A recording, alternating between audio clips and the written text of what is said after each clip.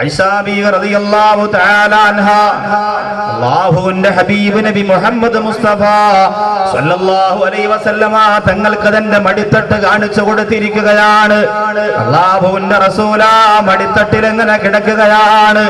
ഐഷാ ബീവി റളിയല്ലാഹു അൻഹ എന്തോ ഒരു ഭാഗ്യവതിയാണ്, എന്തോ ഒരു ഭാഗ്യവതിയാണ്. എന്റെ ഉമ്മമാരെ, ഒരു കണ്ണും കാണാൻ നമ്മൾ കൊതിച്ചു പോകുന്ന റസൂലിനെ ഒന്ന് സ്വപ്നത്തിലെങ്കിലും നമ്മുടെ അരികിലേക്ക് കൊണ്ടുവരാൻ നമ്മൾ ആഗ്രഹിച്ചു പോകുന്ന റസൂലിനെ. ഇന്നലെ ഞാൻ തിരുവനന്തപുരം വള്ളക്കടവിൽ പ്രസംഗിച്ചത് അല്ലാഹുവിന്റെ റസൂലിനെ സ്വപ്നത്തിലേക്ക് ഇങ്ങനെ കൊണ്ടുവരാമെന്ന മനോഹരമായ വിഷയമാണ്. സുബ്ഹാനല്ലാഹ്,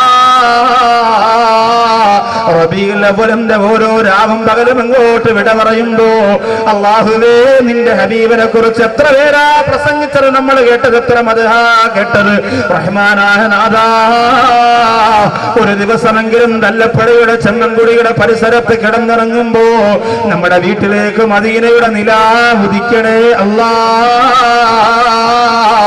അല്ലാഹുവിന്റെ റസൂല് ആയിഷാ ബീവി റളിയല്ലാഹു തആല അൻഹയുടെ മടിയിൽ തലവെച്ചുകൊണ്ട് കിടക്കുമ്പോൾ ആയിഷാ ബീവി റളിയല്ലാഹു അൻഹയുടെ കണ്ണുനീർമണികൾ റസൂലുള്ളാഹിയുടെ മുഖത്ത് വന്ന് വീഴുകയാണ്. അല്ലാഹുവിന്റെ റസൂൽ ചോദിക്കുന്നു, ആയിഷ എന്തിനാ കരയുന്നത്, എന്തിനാണ് ആയിഷ സങ്കടപ്പെടുന്നതെന്ന് ചോദിക്കുമ്പോൾ ആയിഷാ ബീവി പറയുകയാ, യാ റസൂലല്ലാഹ്, പരലോകത്തെ കുറിച്ച് ആലോചിക്കുമ്പോ മനസ്സ് നിറഞ്ഞു പോവുകയാണ് നബിയേ. അല്ലാഹുവിന്റെ കോടതിയിലേക്ക് മനുഷ്യരെല്ലാം എഴുന്നേൽപ്പിച്ചു നിർത്തുന്ന ആ ഭയാനകരമായ ലോകത്തെ കുറിച്ച് ചിന്തിക്കുമ്പോ മനസ്സ് പതറിപ്പോവുകയാ നബിയേ. ആയിഷാ ബീവി റളിയല്ലാഹു അൻഹ ചോദിക്കുന്നു, യാ റസൂലല്ലാഹ്, അങ്ങയുടെ കുടുംബത്തിൽപ്പെട്ടവരാണ്, അങ്ങയുടെ പ്രിയതമകളാണ്, പ്രിയപ്പെട്ടവരാണെന്ന പദവി കൊണ്ട് അങ്ങ് നാളെ ഞങ്ങളെ പരലോകത്തെ രക്ഷിക്കില്ലേ നബിയേ? അല്ലാഹുവിന്റെ റസൂലിനോട് അർഹതപ്പെട്ട ചോദ്യമാ ചോദിക്കുന്നത്. വാപ്പ ഉസ്താദായതുകൊണ്ട് രക്ഷപ്പെടുമെന്ന് ആഗ്രഹിക്കുന്ന മക്കളെ, ഭർത്താവ് ആലിമായതുകൊണ്ട് രക്ഷപ്പെടുമെന്ന് ആഗ്രഹിക്കുന്ന മക്കളെ, എന്റെ പ്രിയപ്പെട്ടവരെ, ജീവിതത്തിന്റെ ഓരോ മേഖലയിലും എവിടെയെങ്കിലും ചെയ്തു പോയ നന്മകൾ എടുത്തു വെച്ചുകൊണ്ട് നാളെ എന്റെ പരലോകത്ത് ഒരു പക്ഷേ ഇതെന്നെ രക്ഷപ്പെടുത്തുമെന്ന് ആർത്തിയോടെ ചിന്തിച്ചു കൊണ്ടിരിക്കുന്ന സഹോദരാ, അല്ലാഹുവിന്റെ റസൂലിനോട് ചോദിക്കുന്നതാരാ? ഉമ്മുൽ മുഅ്മിനീൻ ബീവി ആയിഷ റളിയല്ലാഹു തആല അൻഹയോട് അല്ലാഹുവിന്റെ റസൂൽ പറഞ്ഞു കൊടുക്കുന്ന മറുപടി എന്തെന്നറിയോ? ആയിഷ, പരലോകത്തെ 3 ഭയാനകരമായ രംഗമുണ്ട് ആയിഷ. ആ രംഗങ്ങളിൽ ആരും ആരെയും കുറിച്ച് ഓർക്കൂല ആയിഷ, ആരും ആരെ കുറിച്ചും ചിന്തിക്കൂല ആയിഷ. അല്ലാഹുവിന്റെ ഹബീബ് നബി മുഹമ്മദ് മുസ്തഫ സല്ലല്ലാഹു അലൈഹി വസല്ലം പരലോകത്തെ കുറിച്ചുള്ള ചിന്ത നമ്മുടെ മനസ്സിലേക്ക് വരണം. അത് വരാത്തത് കൊണ്ടാണ് ലോകത്ത് അക്രമങ്ങളും വീട്ടിന്റെ അകത്ത് ആരാധന പുച്ഛവും നടന്നുകൊണ്ടിരിക്കുന്നത്. ആ ചിന്ത നമ്മുടെ മനസ്സിൽ കടന്നുകൂടാത്തത് കൊണ്ടാണ്. അല്ലാഹുവിന്റെ വിശുദ്ധ ഖുർആൻ പറയുന്നു, മനുഷ്യർക്ക് അവരുടെ വിചാരണ എത്തിയിരിക്കുകയാണ്, പക്ഷെ അവരറിയുന്നില്ല. അവര് കളിയും ശരിയും തമാശയുമായി എന്റെ പ്രിയപ്പെട്ടവരെ സമയം ചെലവഴിച്ചുകൊണ്ടിരിക്കുന്നു. അല്ലാഹുവിന്റെ പരിശുദ്ധ ഖുർആൻ പറയുന്നു, പെങ്ങളെ,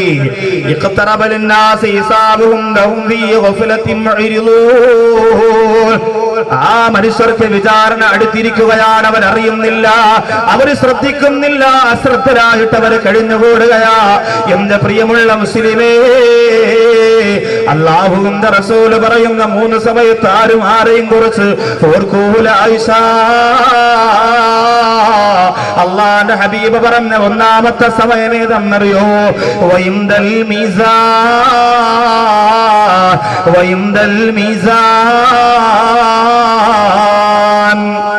വിഷയം മാത്രം പറഞ്ഞു പോകാനേ സമയം ലഭിക്കുള്ളൂ. വിശാലമായ വിഷയമാണ്. 2 ദിവസം പോലും വിശദീകരിച്ചിട്ട് തീരാത്ത വിഷയം 2 മണിക്കൂർ കൊണ്ട് തീർക്കാൻ വേണ്ടി പാടുപെടുമ്പോൾ എന്റെ വിശ്വാസികളെ ശ്രദ്ധയോടുകൂടി ഇരിക്കുക. അല്ലാഹുവിന്റെ റസൂൽ പറയുന്ന 1ാമത്തെ രംഗം ഏതാണ്? വഇൻദൽ മീസാൻ. മീസാൻ എന്ന ത്രാസിലേക്ക് നമ്മുടെ നന്മയും തിന്മയും തൂക്കി നോക്കുന്ന സമയമാണ്.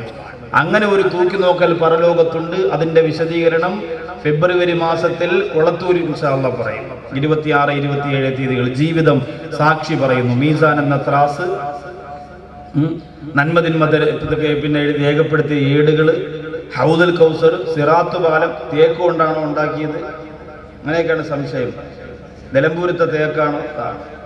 മക്കയിൽ നിലമ്പൂരത്തെ തേക്കുണ്ടെന്നൊക്കെ പറഞ്ഞു. സിറാത്ത് പുറത്തിലൊക്കെ ആയിരിക്കുമല്ലോ. അള്ളാഹ് പിന്നെ ബുദ്ധിമുട്ടില്ലല്ലോ, ചോദിക്കാലോ, ആരോട് കിട്ടുമല്ലോ. നിലമ്പൂരത്തെ തേക്കാണ്, ഇവിടത്തെ തേക്കാണ്, സിറാത്ത് പാലം. ഒരു മുടിയെ 7 കയറി എന്ന് പറയുന്നത് അതൊക്കെ അങ്ങനെ തന്നെ സംഭവിക്കുക. എന്താണ് അപ്പൊ അതിന്റെയൊക്കെ സത്യാവസ്ഥ ഇൻഷാ അല്ലാഹ് നമുക്കറിയണം. അള്ളാഹു അതൊക്കെ മനസ്സിലാക്കാൻ തൗഫീഖ് തരട്ടെ. പ്രിയമുള്ളവരെ, അള്ളാഹുവിന്റെ റസൂല് പറയുന്നു, ഒന്നാമത് മനുഷ്യർ പരസ്പരം മറന്നു പോകുന്ന രംഗമേതാണ്?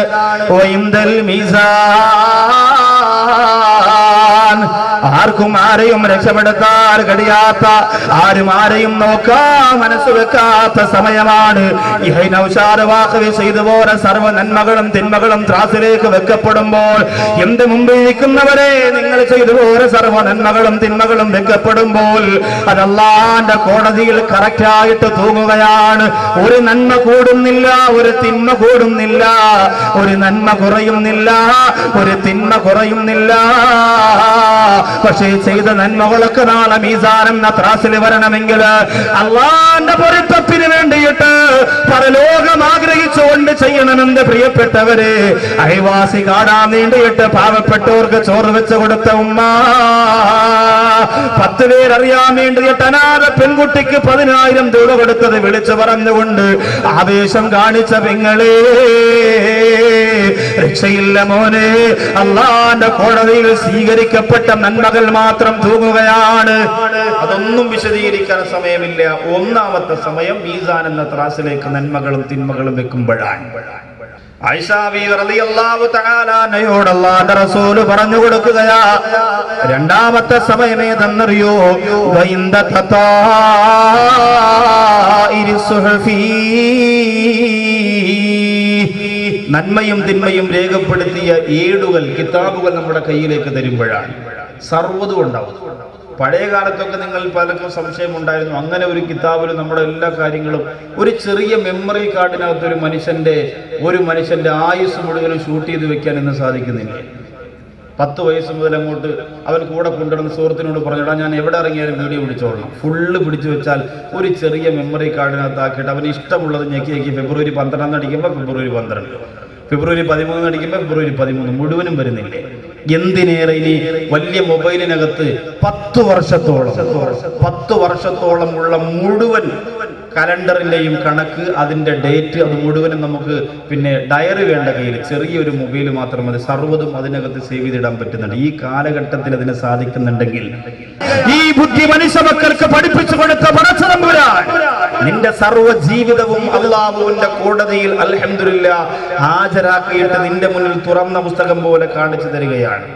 അള്ളാഹു കണ്ടില്ലല്ലോ, അള്ളാഹു അറിഞ്ഞില്ലല്ലോ എന്ന് പറയാൻ കഴിയില്ല. വല്ലപ്പുഴയിൽ പലരും ചിലപ്പോൾ അറിഞ്ഞു കാണൂല, ചെമ്മൻകുഴിയിൽ പലരും ചിലപ്പോൾ അറിഞ്ഞു കാണൂല, നിന്റെ കൂടെ കിടക്കുന്ന ഭാര്യ പോലും ചിലപ്പോൾ അറിഞ്ഞു കാണൂല. തപ്പി നോക്കുമ്പോൾ ഭർത്താവുണ്ട്, ചിലപ്പോൾ മെത്ത ചുരുട്ടി വെച്ചിരിക്കുകയായിരിക്കും ബോധപ്പെട്ട് മൂടി, അവൻ അപ്പുറത്ത് അപ്പരീത വീട്ടിലായിരിക്കും. ചിലപ്പോൾ തിരിച്ചു വരുമ്പോ ഭാര്യ അറിഞ്ഞിട്ടുണ്ടാവൂല. ഭാര്യ പെട്ടെന്ന് നോക്കുമ്പോ ഭർത്താവ് വരെ എവിടെ പോലും, ഞാൻ ഒന്ന് വെളിയിൽ ഒന്നിനു പോയ അകത്ത് കയറി കിടക്കും. അവസാനം അള്ളാഹുവിന്റെ കോടതിയിൽ സർവ്വതും അങ്ങനെ തന്നെയാണ്. സർവ്വ രഹസ്യങ്ങളും പരസ്യങ്ങളും വ്യക്തമായി ഓടളക്കി നോക്കിയതും, കടൽ കാണാൻ പോയപ്പോ കപ്പലണ്ടി നിന്നുകൊണ്ടിരുന്നിട്ട് കുളിക്കുന്നവരെ നോക്കിയതും ഒക്കെ ഉണ്ടാവും അല്ലേ? അങ്ങനെ ഉണ്ടല്ലോ ഒരു കറക്കം പെരുന്നാളിനൊക്കെ നമുക്ക്, അതൊക്കെ ഉണ്ടാവും.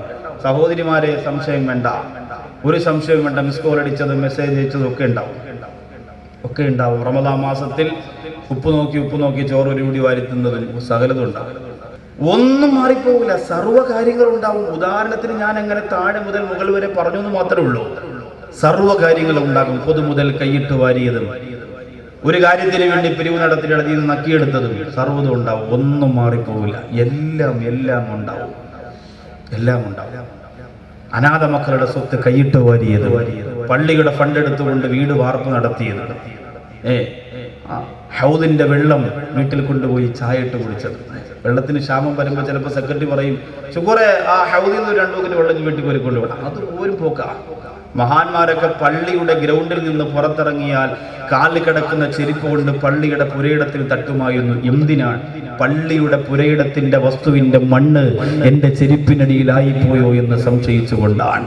അല്ലാഹുവേ, പടച്ചവനെ, ഞങ്ങളുടെ മനസ്സിന്റെ അകത്തേക്ക് ഭയം വരികയാണ് തമ്പുരാനെ. എത്രയോ പൊതുപ്രവർത്തനങ്ങളിൽ ബന്ധപ്പെട്ടു പോകുന്നവരാണ് ഞങ്ങൾ. ഞങ്ങളുടെ മനസ്സിനെ നീ ശുദ്ധീകരിക്കണേ അല്ലാ. നിന്റെ ആഖിറത്തിൽ ജനസമക്ഷത്ത് വെച്ച് പടച്ചവരെ ഞങ്ങൾ നരകത്തിലേക്ക് വലിച്ചെറിയല്ല അല്ലാ. ചെമ്മൻകുടിയിൽ വന്നിരിക്കുന്ന എന്റെ പ്രിയപ്പെട്ട വിശ്വാസികളെ, വിശ്വാസിനികളെ, ഭയപ്പെട്ട് കരഞ്ഞേ പറ്റൂ, കണ്ണീരൊടുക്കിയിട്ട് നിലവിളിച്ചേ പറ്റൂ. ആഖിറം എന്ന് പറയുന്നത് തമാശയല്ല. പിടിപാടുകൊണ്ട് രക്ഷപ്പെടാൻ അവിടെ കഴിയൂല. വല്ലാഖിറത്തു ഖൈറും വഅബ്ഖാ. അല്ലാഹുവിന്റെ ഖുർആൻ പറയുന്നു ആഖിറമാണ് ശേഷിക്കുന്നത്, ഉത്തമമായത്. അതുകൊണ്ട് ദുനിയാവിന്റെ പിന്നാലെ വാലാട്ടി നടക്കല്ല മുസ്ലിമേ. ഐഷാ ബീവി റളിയല്ലാഹു അൻഹ ചോദിക്കുന്നു, മൂന്നാമതെപ്പോഴാണ് നബിയേ? ആരെയും ഓർക്കാത്ത മൂന്നാമത്തെ സമയം എപ്പോഴാ? അല്ലാഹുവിന്റെ റസൂൽ പറഞ്ഞു കൊടുക്കുന്നു, വയന്ദ സിറാത്ത് പാലത്തിലൂടെ കടന്നു പോകണ്ടേ പ്രിയപ്പെട്ടവരെ. ആ സിറാത്ത് പാലത്തിന്റെ മുകൾ പരപ്പിലൂടെ കടന്നു പോകണമെങ്കിൽ അല്ലാഹുവിന്റെ പരമോന്നതമായ സാരം വേണം പ്രിയപ്പെട്ടവരെ. ഒരുപാട് സുറക്ക ചെയ്തവർക്ക്, ഉളുഹിയ കൊടുത്തവർക്ക്, ഉന്നതമായ സ്വഭാവത്തിന്റെ സംസ്കാരമുള്ളവർക്കൊക്കെ മിന്നൽ വേഗത്തിലൂടെ സിറാത്ത് പാലത്തിലൂടെ കടന്നു പോകാൻ സാധിക്കുമെങ്കിൽ ഈ 3 സമയങ്ങളിൽ ആരെയും കുറിച്ച് ഓർക്കൂല ആയിഷ എന്ന് അല്ലാഹുവിന്റെ റസൂൽ പറയുകയാണ്.